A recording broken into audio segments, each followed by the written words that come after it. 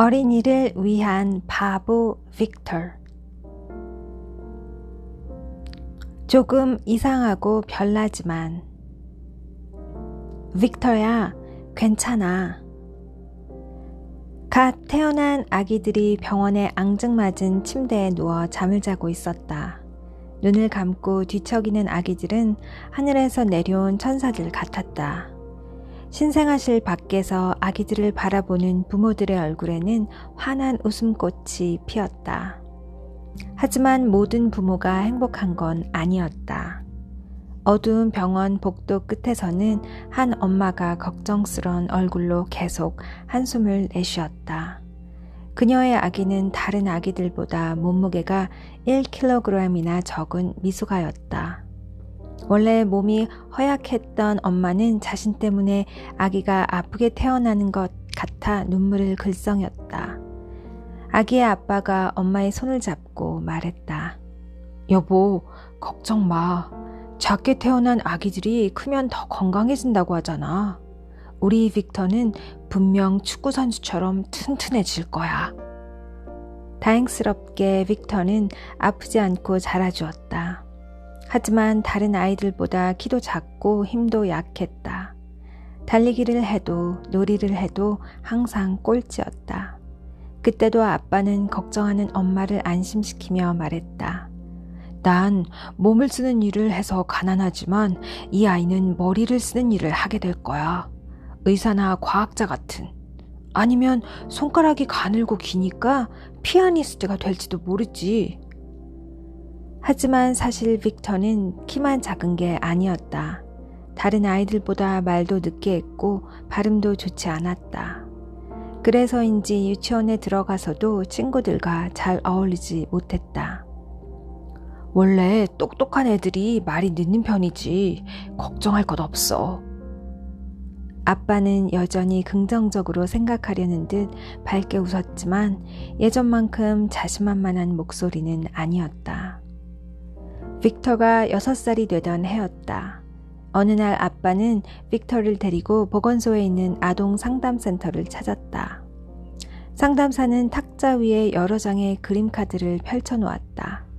카드에는 오리나 자동차 같은 단순한 그림도 있었고 각자 팔짱을 낀 채 등을 돌리고 서 있는 남녀 같은 알쏭달쏭한 그림도 있었다.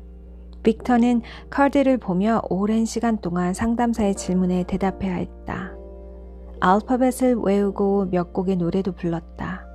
이 모든 것이 끝나자 상담사는 서류에 무언가를 쓰더니 옆에서 지켜보던 아빠에게 말했다. 테스트 결과, 대기 아드님은 사실을 이해하는 능력이 또래 아이들보다 떨어집니다. 또한 말하는 능력도 많이 뒤처지는 걸 보니 언어장애도 의심이 됩니다. 그리고 말을 하던 상담사는 빅터를 쳐다보았다. 그러더니 턱으로 문을 가리키며 말했다. 넌 잠깐 밖에 나가서 기다리고 있을래? 상담사의 말에 빅터는 아빠를 올려다보았다. 아빠는 어두운 표정으로 검사 서류를 뚫어져라 내려다보고 있었다. 빅터는 조용히 의자에서 일어나 문을 열고 나왔다. 대기실에는 여러 가지 장난감들이 놓여 있었다. 빅터는 그 중에서 정육면체 모양의 큐브를 꺼내들었다. 한참 동안 네모난 조각들을 쳐다보던 빅터는 두 손에 힘을 주어 비틀어 보았다. 신기하게도 조각들이 돌아갔다. 그렇게 10분 정도 흘렀을 때 상담실의 유리창으로 아빠와 상담사가 일어서는 모습이 보였다. 순간 빅터는 허둥대며 큐브를 돌렸다. 아빠는 언제나 남의 물건을 함부로 만져서는 안 되며 빌린 물건을 돌려줄 때는 원래의 모습으로 되돌려 놓아야 한다고 말했다. 큐브를 다시 원래대로 되돌리기 위해 빅터는 진땀을 흘렸다. 문을 열고 나온 상담사와 아빠는 빅터를 지켜보고 있었다. 상담사는 계속하라며 손짓을 했고 아빠도 그런 빅터를 뚫어져라 쳐다봤다. 당황스러운 빅터는 빠르게 큐브를 돌렸다. 이제 거의 다... 그렇지만 한참이 지나도 빅터의 손놀림은 멈출 줄 몰랐다. 지켜보던 상담사는 기다리기 지쳤다는 듯 매니큐어가 칠해진 손톱으로 큐브를 빼앗았다. 큐브는 단 한 면도 제대로 맞춰지지 않은 상태였다. 상담사는 고개를 절레절레 흔들고는 선반 위 장난감 사이로 큐브를 던졌다. 그리고 인사도 없이 상담실로 돌아갔다. 아빠의 얼굴은 상담실에서보다 더 어두워졌다. 아동 상담센터를 나온 아빠는 주차장에 세워둔 차에 오르지 않고 길가의 공원으로 들어섰다. 그러고는 아무 말 없이 그저 걷기만 했다. 나뭇잎 사이로 햇살이 환하게 내리쬐고 있었다. 하지만 아빠를 뒤따라 걷는 빅터의 마음은 어두웠다. 허락도 없이 큐브를 만진 것 때문에 아빠가 화가 난 걸까? 죄송해요. 뭐가 말이냐? 아까 상자처럼 생긴 거 큐브 말이구나. 뭐 괜찮다. 그런 거 못해도 상관없어. 그게 아니라 허락 없이. 빅터는 땅을 내려다보며 말했다. 아빠는 빅터의 이야기가 채 끝나기도 전에 말했다. 빅터야. 아빠의 얼굴을 올려다보았다. 아빠는 무언가 결심한 듯 숨을 크게 들이마시더니 한쪽 무릎을 꿇어 빅터와 눈높이를 맞추고 말했다. 상담사의 말은 귀담아 들을 필요가 없어. 누가 뭐래도 너는 이 세상에서 가장 똑똑한 아이야. 마음만 먹으면 무엇이든 할 수 있어. 그렇지? 아빠는 화를 내지도 않았고 야단을 치지도 않았다. 사실 빅터는 아빠의 말을 이해하지 못했지만 굳은 표정을 한 아빠의 모습에 고개를 끄덕였다. 아빠는 빅터에게 아이스크림을 사주고는 혼자 호숫가로 걸어갔다. 뒤에 덩그러니 남은 빅터는 아빠가 화가 난 것 같아 안절부절 못했다. 다시는 함부로 만지지 않을게요. 여전히 아빠는 호수를 바라보며 아무 말 없었다. 그래도 큐브를 돌려놓으려고 했어요. 원래대로 처음 모양 그대로. 빅터는 고개를 수그리고 변멍하듯 중얼거렸다. 한참 후에야 아빠는 고개를 돌려 빅터를 바라보았다. 빅터는 입술에 묻은 아이스크림을 닦아내다 깜짝 놀라 고개를 숙였다. 빅터, 괜찮아. 넌 잘못한 게 없어. 그러니 아무 걱정하지 마라. 아빠는 환하게 미소 지으며 말했다. 그제야 빅터의 마음도 한결 편해졌다. 학교로 간 빅터. 8살이 된 빅터는 아빠의 손을 잡고 초등학교에 들어섰다. 강당에는 빅터 또래의 아이들이 말끔하게 차려입고 의자에 앉아 있었다. 아빠는 어리둥절해하는 빅터를 빈 의자에 앉혔다. 잠시 후 교장 선생님이 단상 위로 올라와 환하게 웃으며 말했다. 여러분들의 입학을 축하합니다. 아이들과 부모님들이 힘껏 박수를 쳤다. 입학식을 마치고 빅터는 아빠와 함께 교실로 향했다. 교실에 들어서니 젊은 여선생님이 미소를 지으며 반겨주었다. 빅터는 꾸벅 인사를 하고 두리번거리며 교실을 둘러보았다. 책상이 하나, 둘, 셋, 다섯. 빅터는 버릇처럼 책상과 의자의 개수를 셌다. 머리를 쓰다듬어주는 아빠의 손길에 빅터는 조금 얼떨떨하면서도 기분이 좋았다. 몇 주가 지나고 그리기 수업을 위해 아이들과 담임선생님이 학교 잔디밭으로 나갔다. 아이들은 삼삼오오 모여 앉아 게임을 하기도 하고 이야기를 나누기도 했다. 빅터는 혼자 멀찌감치 떨어져 앉아 그런 아이들을 물끄러미 바라보고 있었다. 그때였다. 빅터, 이리 와! 선생님이 빅터에게 손짓을 했다. 선생님의 손에는 하얀 도화지 한 장이 들려 있었다. 자, 여기에 그리고 싶은 걸 그리는 거야. 알았지? 빅터는 고개를 끄덕였다. 선생님이 이야기한 걸 다시 한번 말해보겠니? 어떻게 하라고? 선생님은 허리를 숙이고 빅터의 눈을 바라보며 말했다. 그리고 싶은 것을 그리는. 빅터가 말을 하자 아이들이 와하하하 웃음을 터뜨렸다. 선생님은 아이들에게 조용하라는 손짓을 했다. 좋아, 잘했어. 이제 빅터가 그리고 싶은 걸 그려보렴. 빅터는 잔디발 한쪽 구석으로 가 무릎 위에 도화지를 올려놓고 주변을 둘러보았다. 다른 아이들은 나무와 꽃을 그리기도 하고 뭉게구름이 떠있는 하늘을 그리기도 했다. 학교 건물을 그리는 아이도 있었고 친구의 뒷모습을 그리는 아이도 있었다. 빅터는 다른 아이들과 똑같은 그림을 그리면 안 될 것 같아 눈을 감고 한참을 생각했다. 그리고는 크레파스를 꺼내 도화지에 무언가를 그리기 시작했다. 빅터, 그게 뭐니? 한창 열중하고 있을 때 등 뒤에서 담임선생님의 목소리가 들렸다. 선생님은 빅터의 그림을 보고 고개를 갸우뚱거렸다. 물결 모양도 있고 동그라미도 있고 이건 혹시 번개를 그린 거니? 선생님은 빅터의 그림을 하나하나 짚어가며 말했다. 빅터는 그런 선생님을 멀뚱히 올려다보며 바람? 빅터는 고개를 끄덕이며 얼굴에 손을 갖다 대곤 말을 이어갔다. 바람이 여기에 닿으면 간질간질하고 또 귀에다 닿으면 쨍하는 느낌이. 주변에 있던 아이들이 큰 소리로 웃었다. 빅터의 설명에도 선생님은 도무지 알 수 없다는 듯 얼굴을 찡그렸다. 얘들아, 웃지 말고 조용히 해줄래? 선생님은 웃는 아이들을 돌아보며 소리쳤다. 그러자 웃음소리가 뚝 그쳤다. 선생님은 고개를 돌려 손에 힘을 주어 빅터의 어깨를 잡고 말했다. 빅터, 이건 그냥 낙서 같은데? 낙서 아니에요. 진짜로 바람이 그렇게 불었어요. 선생님은 한숨을 내쉬곤 다시 말했다. 이런 바람 같은 거 말고 눈에 보이는 걸 그려볼래? 선생님은 다시 새 도화지 한 장을 건네주었다. 빅터는 머리를 긁적이며 도화지를 받아들였다. 눈에 보이는 것이면.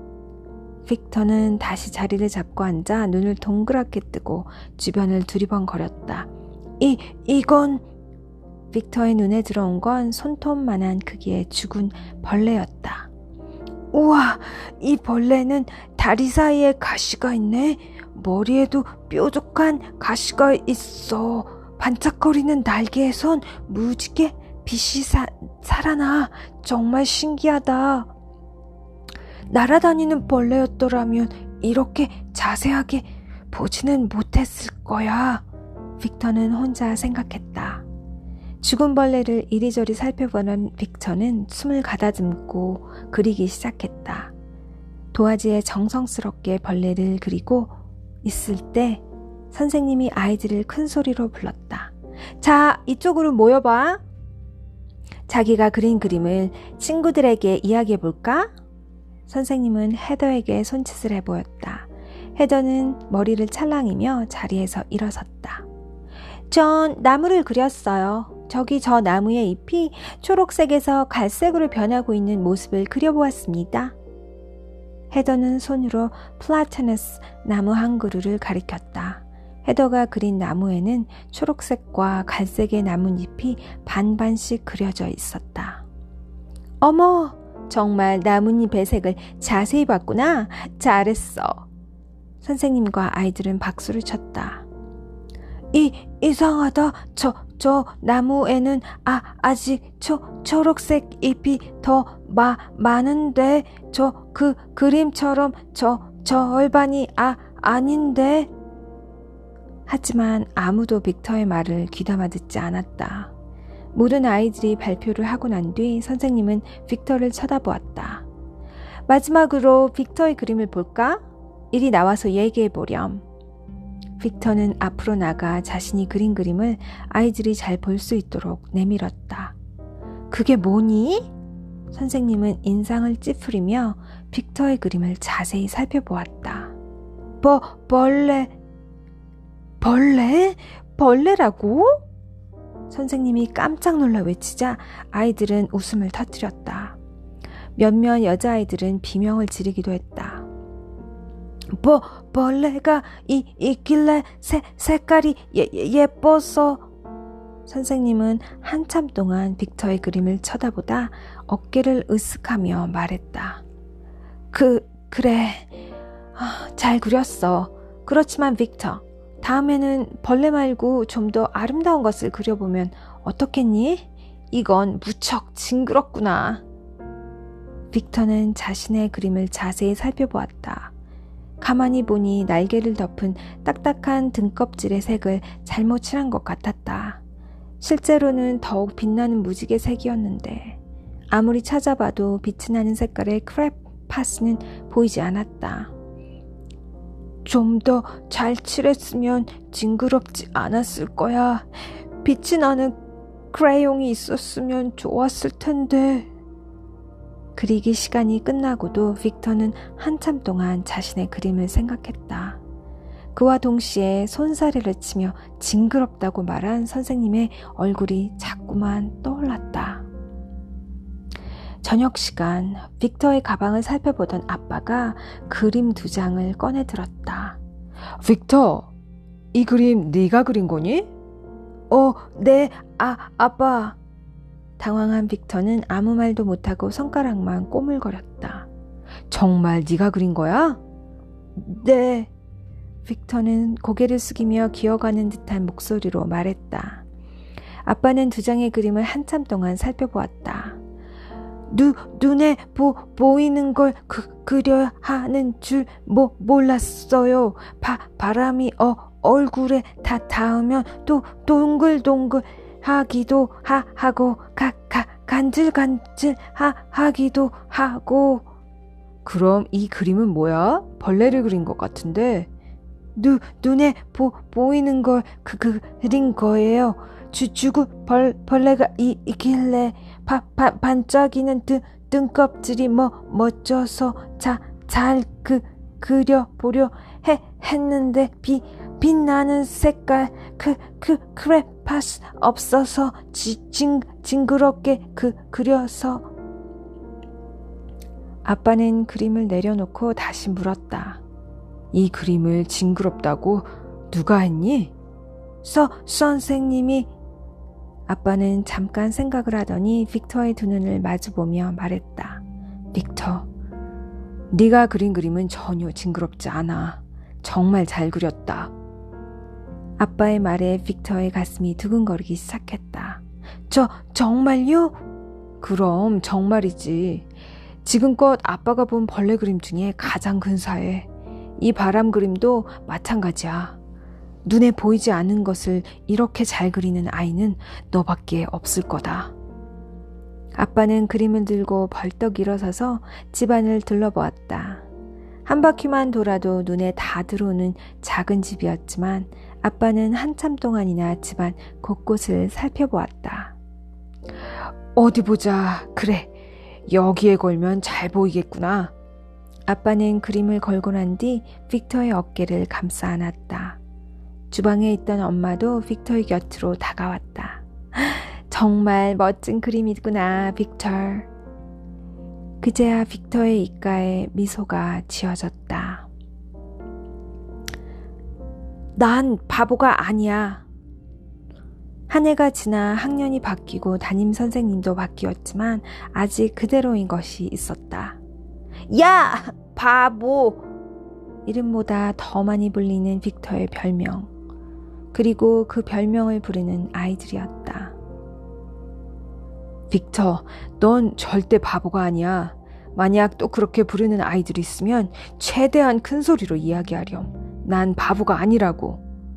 아빠는 늘 빅터에게 이렇게 말했지만 빅터는 자신을 바보라고 부르는 아이들에게 한 번도 그렇게 말해본 적이 없었다. 그저 입술만 달싹일 뿐 정작 말이 되어 나오지 않았다. 유난히 찬바람이 쌩쌩 부는 날이었다. 빅터는 양볼이 빨개진 채 교실로 들어섰다. 두 손을 호호 불며 자리에 앉으려던 순간이었다. 퍽! 요란한 소리와 함께 엉덩이가 축축해졌다. 빅터는 벌떡 일어나 의자를 내려다보았다. 의자 위에는 터진 풍선이 놓여 있었고 의자 밑으로 파란 잉크물이 뚝뚝 떨어지고 있었다. 이 바보야! 교실 안의 모든 아이들이 빅터를 쳐다보더니 손가락질을 하며 웃어댔다. 빅터는 손으로 엉덩이를 탈탈 털었다. 두 손에 잉크물이 잔뜩 묻어나왔다. 빅터는 어쩔 줄 몰라 하다가 청소도구함에서 걸레를 가져와 교실 바닥과 의자에 묻은 잉크를 대충 닦아내고는 화장실에 가 손을 씻었다. 빅터, 너 옷이 왜 그러니? 무슨 일이야? 담임선생님 마이클이 복도에서 빅터를 보고는 깜짝 놀라며 물었다. 의자에 풍선이 있었어요. 풍선이? 선생님은 빅터를 잡아 끌듯 데리고 교실로 들어섰다. 빅터의 의자를 본 마이클 선생님은 아이들을 향해 큰 소리로 물었다. 누가 그랬니? 아이들은 고개를 숙인 채 말이 없었다. 누가 빅터 의자에 잉크물이 든 풍선을 올려놓은 거야? 아이들은 여전히 서로 눈치를 볼 뿐 아무 말도 하지 않았다. 마이클 선생님은 무서운 눈으로 아이들을 둘러보았다. 화가 많이 난 것 같았다. 빅터의 가슴은 쿵쾅쿵쾅 방망이 질쳤다. 아빠는 늘 남의 잘못을 이르는 것은 나쁜 행동이라고 이야기했었다. 친구들도 누군가가 잘못한 것을 이르는 아이를 고자질쟁이라 부르며 미워했다. 선생님, 저는 고자질 하려고 한 게 아니고 선생님이 물어보셔서 대답을 한 건데. 마이클 선생님은 말없이 빅터를 쳐다보고 교탁을 향해 천천히 걸어갔다. 난 너희들이 친구를 사랑할 줄 아는 착한 아이들이라고 생각한다. 선생님은 한숨을 내쉬었다. 빅터는 고개를 숙인 채 책상만 내려다보았다. 그런데 오늘 일은 정말 실망이구나. 친구에게 이렇게 심한 장난을 치다니. 빅터가 비록 말을 더듬고 행동도 느리지만 그럴수록 더욱 도와줘야 하는 것 아니니? 너희들이 빅터를 바보라고 놀리고 괴롭히는 걸 선생님이 모르고 있는 줄 알아? 마이클 선생님은 어두운 표정으로 아이들을 둘러보았다. 정말 좋은 친구는 언제나 어려움이 있는 친구를 도와주고 잘못도 용서해주고 웃는 얼굴로 사이좋게 지내야 하는 거란다. 난 너희들이 서로에게 좋은 친구가 되어줬으면 좋겠다. 다들 알겠니? 네. 아이들은 기어가는 목소리로 대답을 했다. 빅터는 고개를 들 수가 없었다. 모두 자신의 잘못인 것만 같았다. 말을 더듬고 행동이 느린 아이가 바로 자신이었다. 그리고 친구의 잘못을 용서하지 않고 선생님께 잃은 것도 역시 자신이었다. 하루 종일 아이들은 빅터를 노려보거나 손가락질하며 수군거렸다. 어떤 아이는 빅터 곁을 지나가면서 일부러 툭 치기도 했다. 하지만 빅터는 한마디도 할 수 없었다. 수업이 모두 끝나고 운동장을 지나는데 잎이 모두 떨어져 앙상한 나뭇가지들이 남은 나무들이 빅터의 눈에 들어왔다. 나뭇잎들은 왜 비쩍 마른 채 떨어지는 걸까? 빅터는 천천히 나무 아래로 걸어갔다. 거기엔 나뭇잎과 함께 부러진 나뭇가지들이 쌓여 있었다. 빅터는 나무 아래에 쪼그려 앉아 나뭇가지들을 구경했다. I자 모양, Y자 모양의 가지, V자 모양, L자 모양의 가지. 나무들은 모양도 길이도 모두 제각각이었다. 빅터는 시린 손을 호호 불며 비슷한 모양과 길이를 가진 나뭇가지들을 모아 나누기 시작했다. 이걸로 뭘 하지? 빅터는 나뭇가지들을 이리저리 늘어놓기 시작했다. 몇 개는 비행기가 되었고 또 몇 개는 배가 되었다. 자동차, 집, 의자, 책상, 나뭇가지는 빅터가 만드는 모양대로 바뀌어 갔다. 바보야, 너 뭐하냐? 집으로 가던 아이들이 빅터를 향해 소리쳤다. 으하하하, 바보가 만드는 건 다 바보 같아. 심지어 어떤 아이들은 빅터가 기껏 만들어 놓은 것을 발로 흐트러뜨리기도 했다. 그럼에도 빅터는 묵묵히 나뭇가지들을 늘어놓았다. 아이들이 망가뜨리면 고쳐놓고 또 망가뜨리면 또 다시 고쳐놓았다.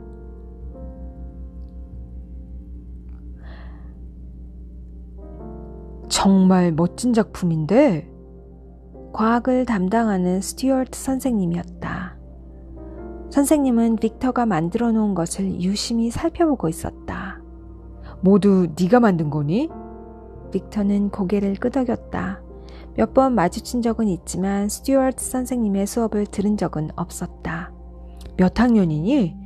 2학년이요. 아, 그래? 잠깐만 기다려줄래? 지금 이 상태 그대로 말이야. 스튜어트 선생님은 어디론가 급히 뛰어가며 말했다. 빅터는 사자, 호랑이, 오리와 같은 동물도 더 만들고 싶었지만 그만두었다. 선생님이 이대로 그냥 두라고 했으니까. 잠시 후 스튜어트 선생님은 카메라를 들고 나타났다. 이거 사진 좀 찍어도 되지? 빅터는 어리둥절한 표정으로 고개를 끄덕였다. 이렇게 멋진 작품은 꼭 흔적을 남겨두어야 한단다. 스튜어트 선생님은 신이 난 듯 이리저리 방향을 바꾸며 사진을 찍었다. 빅터는 그런 선생님의 모습을 멀뚱히 쳐다보고 있었다. 2학년이라고 했지? 이름이 뭐니? 사진에 기록해두어야 하거든. 빅터 라저스. 빅터 라저스? 네. 스튜어트 선생님은 수첩을 꺼내 빅터의 이름을 적었다. 그래, 이제 다 만든 거니? 집에 갈 거야? 아니요. 또 다른 것들을 만들어야. 그래? 다른 것들도 만들어 보겠니? 빅터는 나뭇가지들을 늘어놓으며 사자와 호랑이를 만들었다. 와, 정말 대단해. 지금 이걸 만드는데 1분밖에 걸리지 않았어. 스튜어트 선생님은 목소리를 높여 말했다. 넌 정말 뛰어난 재능을 갖고 있구나. 창의력이 대단해. 대단하지 않아요. 저는 바보니까요. 빅터는 땅을 내려다보며 말했다. 누가 그래? 네가 바보라고. 선생님이 깜짝 놀라며 물었다. 모두 저를 바보라 불러요. 그리고 놀려요. 의자에 이 잉크 물든 풍선 같은 걸 올려놓고. 저런, 그래서 바지가 엉망인 거니? 빅터는 바지에 묻은 잉크 자국을 손으로 만지며 고개를 끄덕였다. 스튜어트 선생님은 허리를 숙여 빅터의 두 눈을 바라보며 말했다. 빅터, 내 눈을 보렴. 그리고 내 말 잘 들어. 넌 절대 바보가 아니야. 스튜어트 선생님은 나뭇가지 하나를 들어 저 멀리 던졌다. 나뭇가지를 던지거나 부러뜨리는 것은 누구나 할 수 있어. 그렇지만 나뭇가지로 이렇게 훌륭한 모양을 만들 수 있는 사람은 너뿐이란다. 이렇게 할 수 있는 사람은 절대 바보가 아니야. 알겠니? 빅터는 고개를 끄덕였다. 스튜어트 선생님은 그런 빅터를 보며 미소를 지었다. 현관문을 열어주던 엄마가 빅터의 바지를 보며 물었다. 어머, 빅터, 옷이 왜 이래? 빅터는 학교에서 있었던 일을 천천히 엄마에게 이야기했다. 세상에, 우리 빅터 많이 추웠겠네. 엄마는 빅터를 꼭 껴안아 주었다. 괜찮아요. 춥지 않았어요. 엄마 품에 안겨 있으니 빅터의 마음도 조금 풀리는 것 같았다. 잠시 후 집으로 들어오던 아빠가 이 모습을 보며 말했다. 아니, 둘이 뭐하고 있어? 빅터, 네 옷이... 아빠 역시 빅터의 옷을 보며 눈이 휘둥그레졌다. 빅터는 또다시 학교에서의 일을 이야기했고 곰곰이 이야기를 듣던 아빠가 말했다. 빅터, 오늘 네가 학교에서 한 행동은 결코 고자질이 아니야. 선생님이 물어보셔서 대답을 한 것이잖니. 일방적으로 널 괴롭힌 아이들은 당연히 혼나야 하는 거고 네가 잘못한 건 하나도 없단다. 그 아이들이 잘못한 거야. 아빠의 이야기에 빅터의 눈은 동그랗게 뜨고 물었다. 그럼 정말 제가 잘못한 게 아니에요? 그럼 넌 잘못한 게 아무것도 없어. 아빠는 단호하게 말했다. 빅터는 그제야 마음이 풀려 환한 웃음을 지어 보였다. 나는 잘못한 것도 없고 나뭇가지로 작품도 만드는 멋진 아이예요. 그렇죠? 나뭇가지? 빅터는 아빠에게 스튜어트 선생님과 있었던 일도 이야기했다. 어느새 아빠의 얼굴에 싱글벙글 웃음이 번졌다. 빅터도 아빠를 따라 환하게 웃었다. 새로 만난 친구. 아이들이 미술실 문을 열고 우르르 들어갔다. 조심, 천천히 들어와야죠. 그렇게 한꺼번에 문을 밀치고 들어오면 다쳐요. 미술 선생님은 조심성 없이 뛰어오는 남자아이들을 향해 외쳤다. 언제나 그렇듯 빅터는 맨 마지막으로 미술실에 들어와 구석진 자리에 앉았다. 미술실 한쪽 탁자에는 빈 우유팩이 피라미드 모양으로 쌓여 있었다. 아이들이 모두 자리를 잡고 앉자 선생님은 우유팩을 가리키며 말했다. 여러분, 모두 매일 우유를 마시죠? 다 마신 우유팩은 어떻게 될까요? 고스란히 재활용이 되죠. 우유팩은 주로 화장지를 만드는 데 사용이 된답니다. 쓰레기였던 우유팩이 화장지로 다시 태어나는 것이죠. 미술 선생님의 긴 설명에 아이들은 지루하다는 듯 하품을 해댔다. 좀 전에 점심을 먹어서 그런지 빅터도 하품이 나오려 했지만 손으로 입을 꾹 막고 간신히 참았다. 너희들 지루하구나. 자, 오늘 우리는 빈 우유팩을 화장지가 아닌 예술작품으로 다시 태어나게 해줄 거예요. 그럼 여기에 있는 재료들을 이용해 각자 작품을 만들어 보세요. 선생님이 가리킨 탁자에는 색종이와 가위, 풀, 반짝이 종이, 고무차륵 등이 수북히 쌓여 있었다. 아이들은 좋은 재료를 차지하기 위해 앞으로 다투어 뛰어나갔다. 아이들이 원하는 재료를 챙겨 각자의 자리로 돌아간 뒤에야 빅터는 아이들이 한바탕 쓸고 지나간 탁자로 천천히 걸어가 남은 재료들을 챙겼다.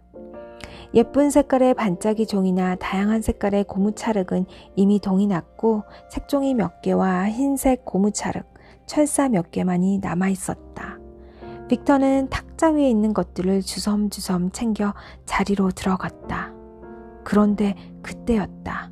으아! 누군가가 빅터의 발을 걸었다.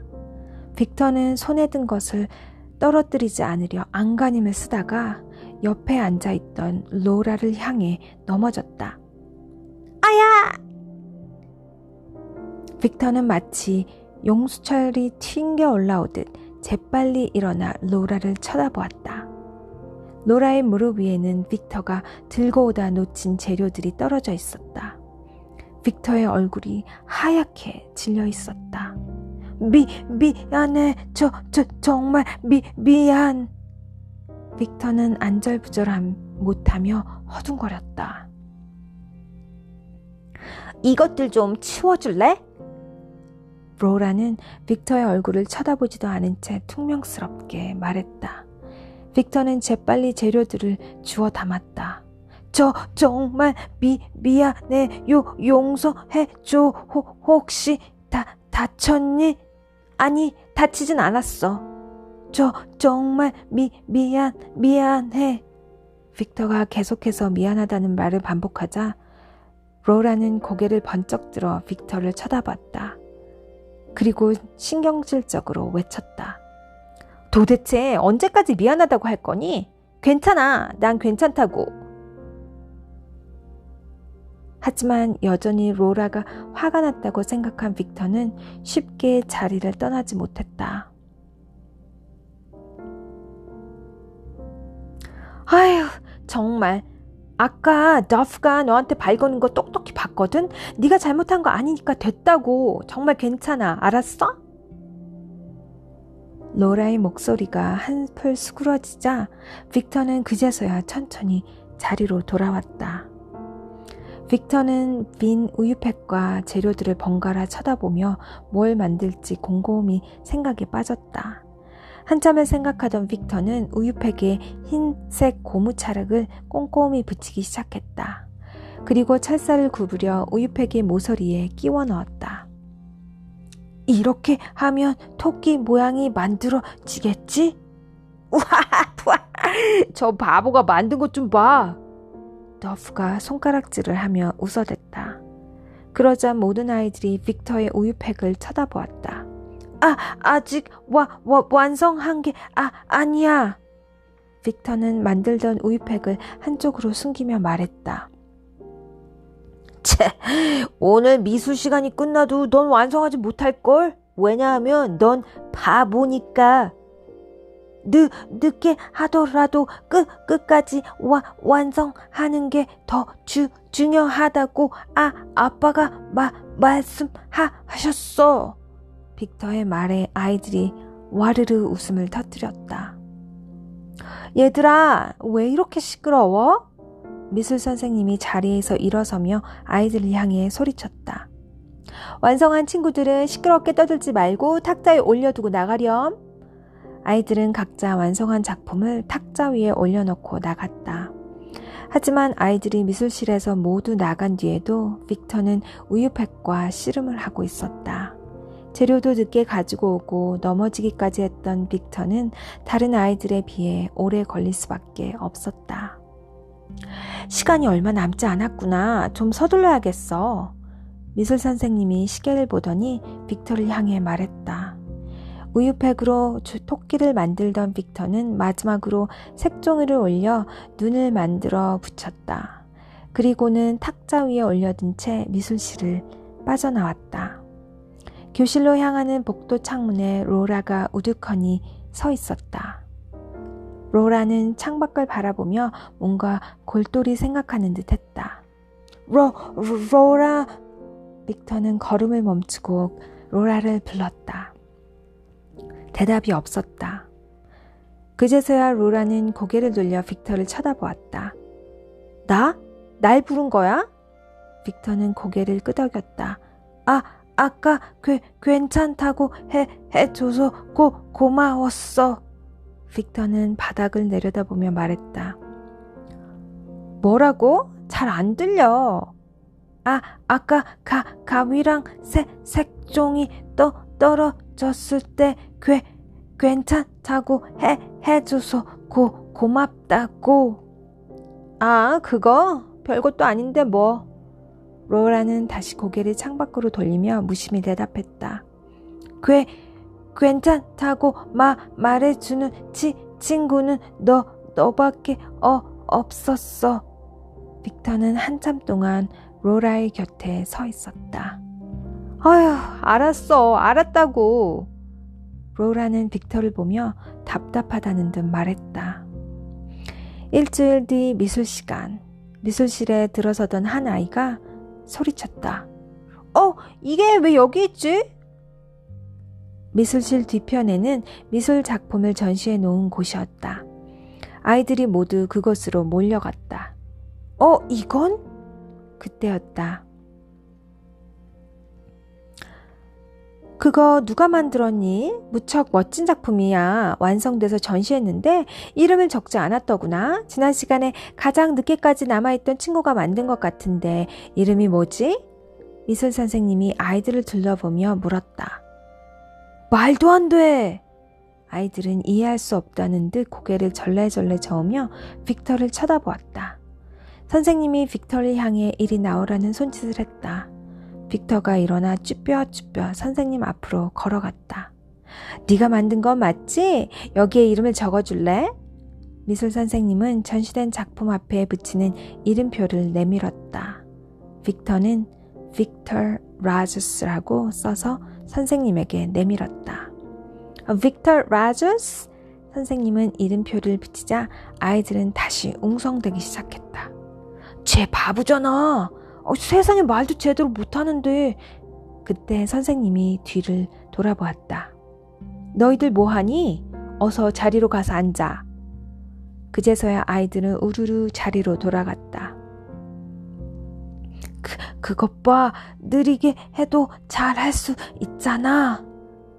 빅터는 자기를 놀렸던 아이들을 생각하며 미소를 지었다. 엄마! 학교에서 돌아온 빅터는 현관문을 열자마자 큰 소리로 엄마를 불렀다. 하지만 집안에선 아무 대답이 들리지 않았다. 어디 가셨나? 빅터는 가방을 내려놓고 안방문을 열어보았다. 그러자 엄마가 침대 위에 누운 채 고개를 돌렸다. 빅터 왔니? 엄마가 오늘 좀 아파서. 어디가 아파요? 병원에 가요. 빅터는 침대 옆에 무릎을 꿇고 앉아 걱정스러운 표정으로 엄마를 바라보았다. 아니야, 괜찮아. 조금 누워있으면 나아질 거야. 엄마는 힘겹게 미소를 지으며 말했다. 빅터, 오늘 학교에서 재밌는 일 없었어? 이야기 좀 해줄래? 빅터는 미술 시간에 있었던 일을 엄마에게 늘어놓았다. 엄마의 얼굴에서는 내내 미소가 떠나질 않았다. 우리 빅터 정말 대단하구나. 정말 멋진 아들이야. 엄마는 손을 내밀어 빅터의 머리를 쓰다듬어 주었다. 빅터는 기분이 좋았지만 엄마의 힘없는 손길이 걱정이 되었다.